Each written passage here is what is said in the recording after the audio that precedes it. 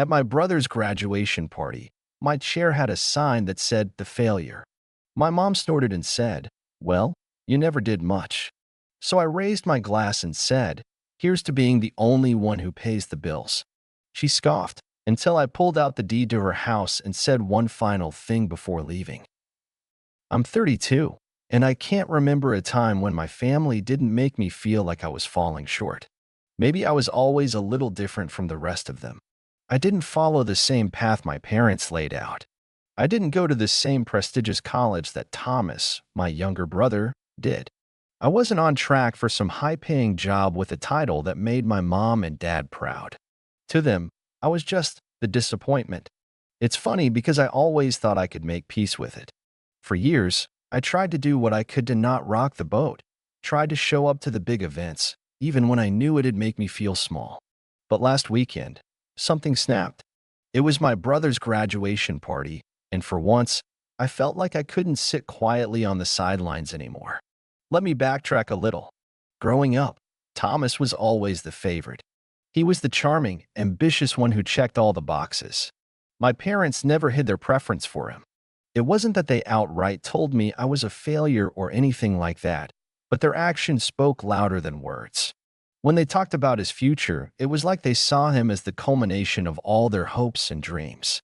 Meanwhile, I just tried to get through life. I was never a troublemaker, but I wasn't exactly the golden child, either.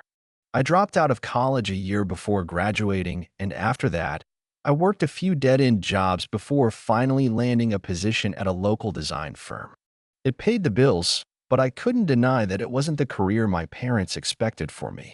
They didn't understand why I didn't push harder to find something more impressive.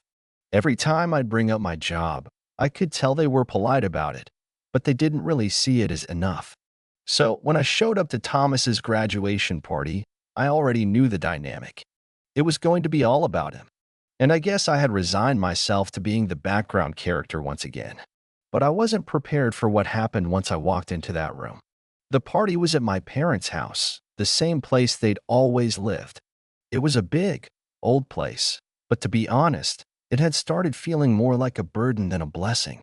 My dad had gotten into some financial trouble a few years ago, nothing catastrophic, but enough to leave them struggling a little. They had this facade of wealth, but I knew better. I didn't think about it much anymore. It wasn't my problem, right? When I walked in, the place was packed. Family, friends, people I'd never seen before. And there, right in the middle of it all, was Thomas, beaming with pride. He looked exactly like the son my parents always dreamed of. My mom was hovering around him, making sure everyone knew how proud she was of her boy. My dad was off talking to someone about Thomas's future, probably already planning out his next steps, where Thomas would go next, what job he'd land, who would be impressed. I tried to find my seat. But when I pulled out the chair at the table, I noticed something. A sign was taped to the back of it, and it read, "The Failure." At first, I didn't know what to say. It wasn't like I hadn't been the target of passive-aggressive comments before. My mom always had a way of slipping little remarks into conversations, remarks that were thinly veiled criticisms about my choices in life. But this felt different. It was so blatant, so public. I could feel the heat rise in my chest. My mom saw the sign too. She didn't even try to hide her amusement. She walked past me, snorted a little, and without missing a beat, she said, "Well, you never did much, did you?" I felt my throat tighten. Part of me wanted to snap back, to say something that would cut through the tension, but I didn't. Instead, I took a deep breath and sat down. I could hear the chatter around me, the conversations about Thomas's future, his accomplishments, the people who had come to congratulate him. But I didn't feel part of any of it. I wasn't even angry, not at first. I was just tired. Tired of always being the one who had to watch from the sidelines. For a while, I just sat there, pretending like everything was fine. But it wasn't. It had been building up for years. The resentment, the hurt. I kept thinking about all the things I'd done for this family, all the things I'd quietly sacrificed for them. I'd helped out when they needed money, even though I wasn't in a place to do so. I'd been there when they called, every single time. And still, nothing was ever enough. Then, Something inside me snapped. I stood up, feeling all eyes on me as I raised my glass. I didn't plan it, but the words came out before I could stop them. "Here's to being the only one who actually pays the bills," I said, loud enough for everyone to hear. The room went silent. For a second, I thought I might have gone too far. But no one said anything. My mom scoffed, of course, but I saw the flicker of something in her eyes, a momentary flash of discomfort. It didn't last long, though. She quickly recovered, trying to brush it off like it didn't matter. I could feel the weight of the silence pressing down on me. And that's when I made my move. I didn't even look at anyone else in the room as I reached into my bag and pulled out a piece of paper. I knew exactly what I was holding, and I knew exactly what it would mean. It was the deed to her house. My mom froze. She didn't say anything at first. Neither did anyone else. I could hear the quiet hum of conversation around us, but it all felt distant. My heart was pounding in my ears. I held the deed in front of me for just a moment before I spoke again. "This house," I said quietly, "is mine now." There was a pause.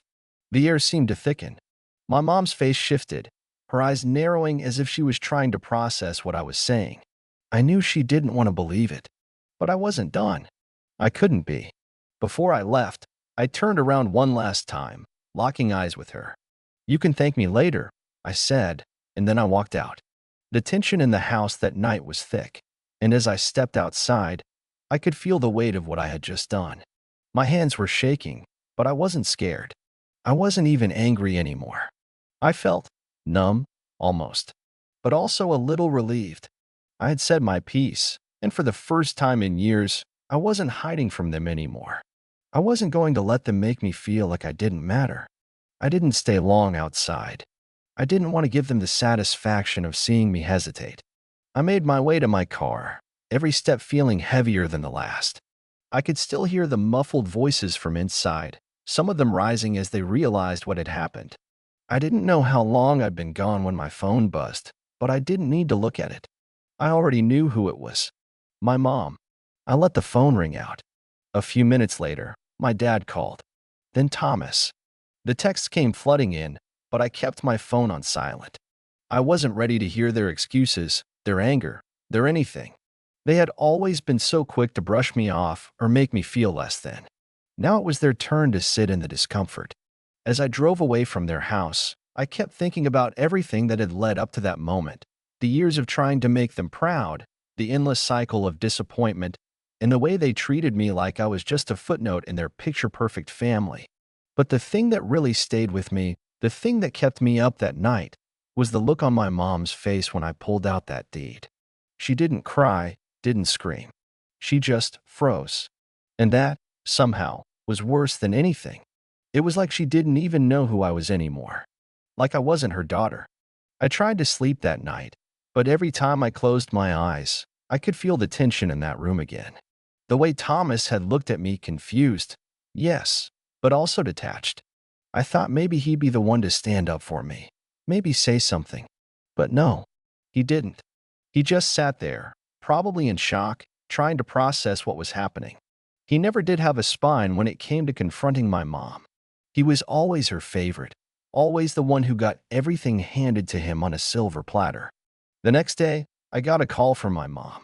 She wasn't screaming or anything. She never really screamed, not in a way that felt like raw emotion. It was always controlled, manipulative.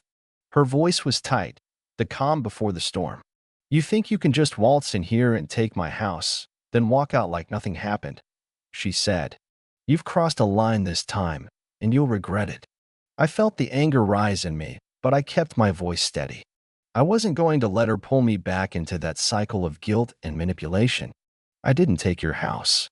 I just made sure it's in the right hands now," I said. "You've had plenty of chances to take care of things, but you never did." She scoffed, her voice dripping with that same disdain she always had when I didn't meet her expectations. "You're just like your father, always looking for the easy way out. You think this will change anything?" I didn't respond right away. I wasn't sure if I should even try to explain. I'd learned long ago that trying to reason with her was like talking to a wall. She never listened. She just twisted things until they fit her narrative. And the thing was, I wasn't even sure what she wanted from me anymore. She had everything she needed, at least on the surface. The call ended with her threatening legal action. She said I would pay for this, but the words were empty. They had always been empty.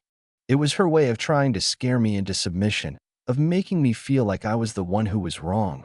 I didn't respond right away. But that night, I got another call, this one from Thomas. I braced myself for what he was going to say. He was always the mediator in our family, the one who tried to keep the peace, but I could hear the hesitation in his voice when he spoke. He wasn't sure if he should defend me or take his mother's side. Listen, I don't know what's going on with you, but Mom's really upset, he said. She doesn't get why you do something like this. She said you're trying to ruin everything she's worked for. I didn't even know where to start. It was the same old argument. She'd worked for it? She'd worked for what, exactly? The house that my dad had been too proud to sell when they needed the money? The house that had become a symbol of their financial mismanagement? I'm not trying to ruin anything, Thomas, I said, keeping my tone level. I'm just tired of pretending that everything is fine. It's time for a change. He was quiet for a long time, and I could hear the hesitation in his silence. It wasn't the silence of someone who was just listening. It was the silence of someone who didn't know where their loyalties lay. Finally, he spoke again, his voice softer, almost apologetic. Look, I get that you're upset, but this isn't the way to handle it, he said. Mom's still our mom. You can't just take everything away from her. I felt a wave of frustration wash over me. It's not about taking things from her, Thomas. It's about her never taking responsibility for anything. It's about how she's always treated me like I'm invisible, like I don't matter. He didn't respond right away. The silence stretched on, and I could almost hear him trying to figure out what to say next. You've always been the strong one, he finally said. But I don't know if you're seeing things clearly. Maybe it's not as bad as you think. His words hit me harder than I expected. It wasn't just what he said, it was how he said it. He was telling me, in his own way, that I wasn't strong enough to see what was really going on, that I was being emotional, irrational. He was siding with her, without even realizing it. And that was the moment I knew they weren't going to change. My mom wasn't going to change. Thomas wasn't going to change. They were always going to make me feel like I was the problem. And no matter how much I tried to fix things, they'd always make me feel small. That night, after hanging up, I sat in the quiet of my apartment, feeling a strange mix of emptiness and relief. I had just burned a bridge, and I wasn't sure if it was the right thing to do, but I couldn't go back. There was no going back. The days that followed were quiet, too quiet. At first, it felt like a weight had been lifted off my chest, like I could finally breathe without the constant pressure of my family's expectations looming over me. But as the silence dragged on, I started to realize that the quiet wasn't relief, it was just the calm before the storm. My phone barely stopped buzzing. My mom called, texted, and even emailed me, all with the same thing: threats, guilt trips, and an endless stream of manipulative messages designed to make me feel like the villain. My dad, of course, stayed quiet. I didn't expect him to say anything, not after all these years. He never had the courage to confront anything head-on, especially when it came to my mom. So he just stayed out of it. But Thomas, he was another story. He called more frequently than anyone else, but it wasn't to check on me. He'd call to ask if I was going to make peace with Mom, to see if I'd reconsider what I'd done. It was almost as if he didn't want to take a side, but I could tell he was more on her side than mine. He kept saying things like, "You can't do this to her. She's your mother." But he didn't understand. He never had to live with the weight of her criticism, the constant reminder that I was always second best. The thing about Thomas was that he always played the part of the good son. He was the one who made Mom feel like she was doing something right, like she was a good mother because of his achievements. He never questioned her actions, never pushed back. That was his role in the family. And it had always worked for him. He got the praise, the recognition, the love, while I got nothing. But now he had to deal with me. He didn't want to admit it, but the fact was, I had been pushed to my breaking point. I wasn't going to stand by and be the background character anymore. And as much as I hated to admit it, I could feel that old sense of resentment rising again, especially towards him. because I knew deep down he wasn't just neutral. He was complicit. He'd always been complicit in Mom's treatment of me. At first, I didn't know what I wanted to do next. I wasn't sure how far I should take this, how deep I should dig. I didn't want to destroy them, but I wanted to make them understand, really understand, how they'd treated me for all these years. I wanted them to feel the weight of what I'd carried, the years of sacrifice, the moments I'd swallowed my pride just to keep the peace. They owed me that. I didn't make any hasty decisions. I thought a lot about my next steps. I could already see how this was going to play out. Their inevitable rage, the manipulative tactics my mom would employ to drag me back in. But I didn't want to give her the satisfaction of just walking away. No, I wanted to make her regret everything. I thought about the house, the deed. I hadn't shared the full story with anyone, not even Thomas. But here's the thing. My mom had been planning to sell the house for years. It had become more of a burden than a blessing, especially with all the financial problems they'd been facing. They'd put it off time and time again, but the truth was, they couldn't afford to keep it up much longer. My dad was hoping Thomas would step in, but Thomas was too focused on his own future to care about their problems. So here's what I decided. I would play the long game. I wasn't going to take the house away from them just yet. Instead, I would make them face the reality of their own situation. I would let them believe they still had control. I'd give them just enough rope to hang themselves. I knew my mom would want the house to stay in the family, even though she'd acted like it was a burden. It was a symbol of her success, her status.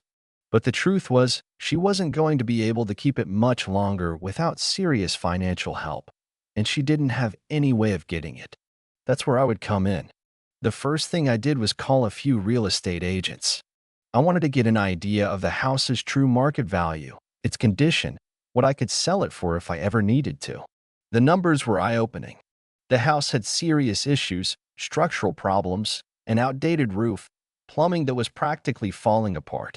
Sure, there was some value to the land, but the house itself was more of a burden than a blessing. I hadn't told them yet, but I was already putting together a plan, a way to show them the consequences of their actions.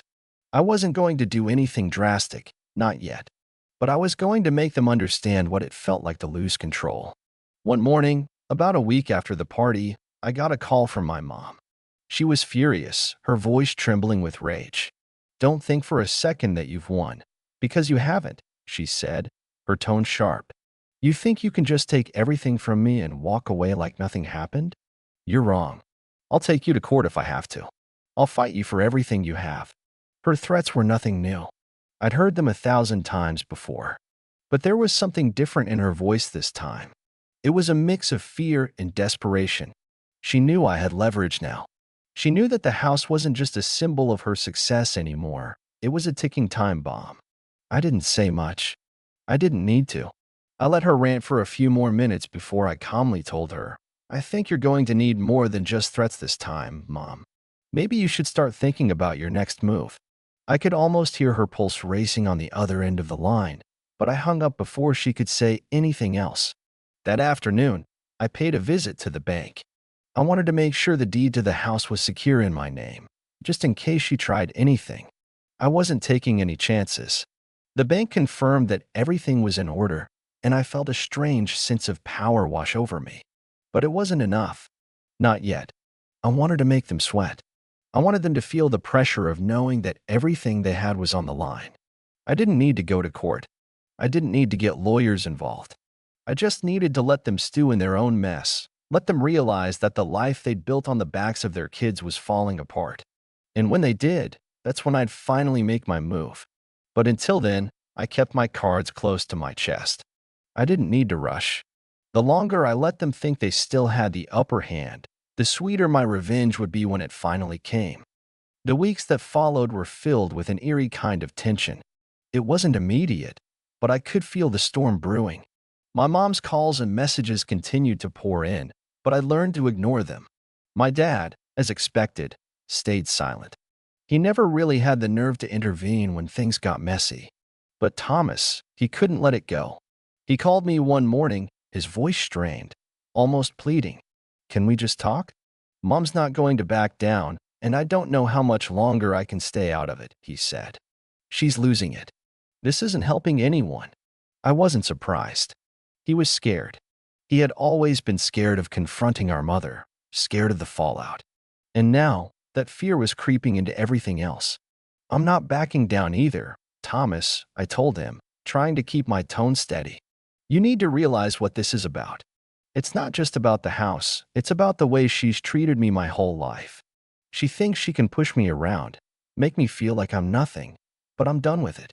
I could hear the hesitation in his voice as he struggled to find the right words.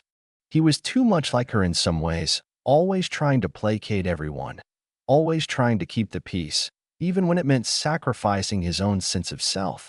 Look, I get that you're angry, but it's just tearing the family apart. You're going to lose everything, and for what? He asked. For what? For my peace of mind, I said. I'm not going to keep sacrificing myself for people who don't care. Not anymore. The call ended with him promising to talk to Mom, but I knew it wouldn't make a difference. He was never going to stand up to her. He was too wrapped up in her world. And as much as I hated to admit it, that just made him a part of the problem. Days turned into weeks, and the pressure kept building. My mom didn't stop with her threats. She called lawyers, tried to talk to the bank, even tried to convince Thomas to talk to me about settling. It was exhausting, honestly. I could see her desperation growing with every passing day, and that made me more determined than ever to finish what I had started. I wasn't going to let her manipulate me anymore. I wasn't going to let her make me feel small again. Then, one afternoon, I got a letter in the mail. It was from one of the law firms she had hired. The letter was full of the usual threats. She was going to fight me for the deed. She was going to take me to court. Blah, blah, blah. But buried in the fine print was a little detail I wasn't expecting. My mom had tried to put the house in both her and Thomas's name without telling me. They were trying to circumvent the deed I had in my possession, and if they had succeeded, I'd have been left with nothing. That was the moment I knew I had to end this, once and for all. No more waiting, no more second-guessing. The next day, I called a real estate lawyer and made sure everything was in place. I wasn't going to let them manipulate me out of what was rightfully mine. I also contacted a financial advisor to look at how I could stabilize my situation and make sure I could weather whatever storm they were going to bring. But I didn't stop there. I knew my mom's Achilles heel. I had watched her for years, seen how much she valued appearances, how much she wanted everyone to think she had it all together. And that was the key to bringing her down. I got in touch with a few people who knew about her financial troubles, old colleagues, business partners, people who had seen her do things she wasn't proud of. It wasn't about revenge, not directly. It was about letting the truth come to light. I didn't need to expose everything, but just enough for people to start questioning her credibility. And once I had everything lined up, I called my mom. She answered with a sharp, "What now?" as if she knew the worst was yet to come. "I'm done, Mom," I told her. "I've got everything I need. I'm not playing this game anymore."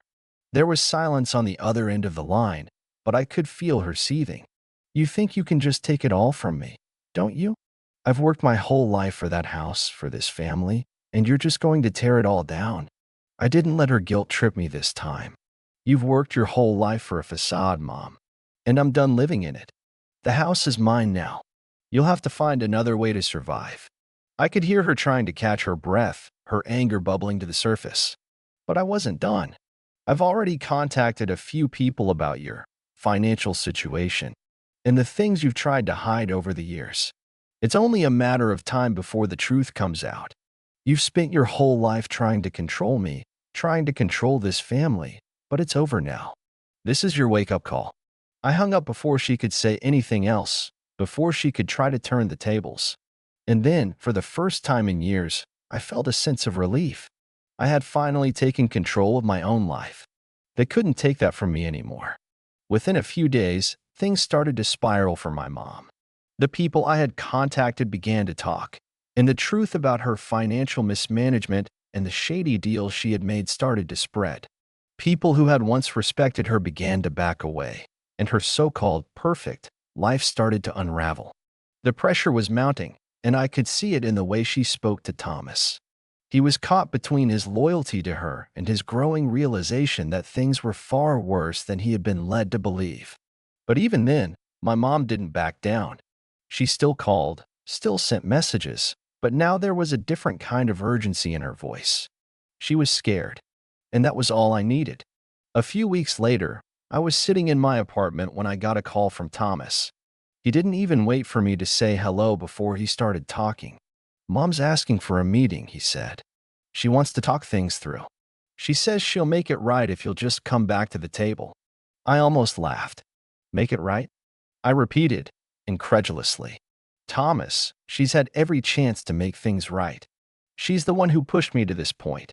"You don't understand," he said, his voice strained. "She's not who you think she is anymore. Everything's falling apart. She needs you." I didn't respond right away. For a moment, I considered it. Maybe it would be easier to just end this, to go back to playing the dutiful daughter, to let her win like she always did. But then I thought about everything I had been through, the years of feeling invisible, the lies, the manipulations. "No, Thomas. I'm done," I said, my voice firm. "I've made my peace. This is over." And just like that, I walked away. I didn't need to fight anymore. I had already won. After that, my mom's situation only worsened. Without the house, without the support she'd always counted on from me and Thomas, she was forced to confront the reality of her financial troubles. It wasn't long before she was forced to sell the house and make some tough decisions. It was bittersweet, though. I didn't want to see her go through hardship, but at the same time, she needed to face the consequences of her actions. As for Thomas, he eventually came to realize how much he'd been manipulated by our mother. He began to see things from my perspective, though it took a while. He wasn't completely on my side, but the realization that Mom wasn't the infallible figure he'd always thought she was began to change their dynamic. For me, though, the whole ordeal was about taking back control. I didn't need her or anyone else to validate me anymore. I had my own life, my own future, and no amount of manipulation or guilt could take that away.